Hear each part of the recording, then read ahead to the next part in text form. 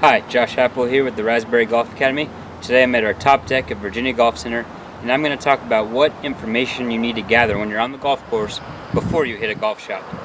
I've given you a lot of tips so far in these videos on how to swing a golf club, but it's also important to know which club to pick. And especially this time of year, as it gets colder and windier, it gets more difficult to pick the right club. Before I hit a golf shot, there's 5 different pieces of information that I gather. Number 1 is the wind and temperature, so you could call that climate. Number 2 would be the elevation, whether it's uphill or downhill. 3 would be the lie, which is how the ball is sitting. 4 would be your stance, which is how your feet are standing relative to the golf ball. And number 5 would be obviously the distance, which is the most common one that everyone seems to do, and maybe they skip the other 4. So number 1 on the list was wind and temperature, which is our climate. In terms of wind, about 10 miles an hour equates to about 1 club. So if it's 10 miles an hour in your face, you want to grab an extra club. And then in terms of temperature, every roughly 20 degrees colder also changes the club by about 1. So if it's 20 degrees colder than you're used to playing and you have a 10 mile an hour wind, that's already 2 clubs different than what you normally might hit.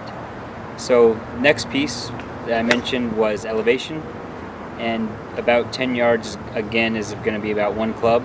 So now if you throw in 10 yards uphill, you're hitting an extra club, 10 yards downhill, 1 less club.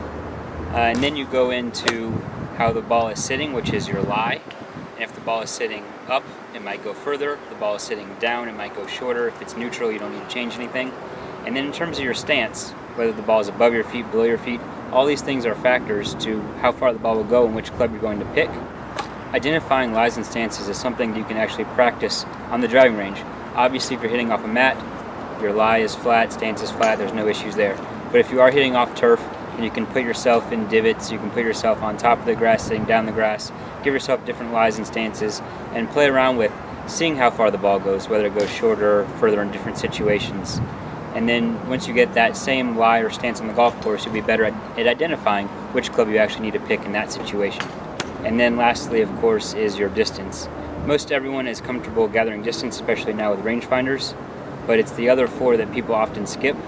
And after you gather information, it's important to take the next step, which is to make a decision, and make a committed decision. You need to go through those steps that I mentioned earlier, pick the right club, and center the golf ball with commitment. If you're facing any doubt, if you're unsure of yourself, it's probably not going to be a very good shot. The more you practice those 5 steps before you hit a shot, the more comfortable you will be, and eventually you'll stand over every golf shot nice and committed without any doubt, and that leads to good golf shots. I'm Josh Apple, and that's your tip of the day.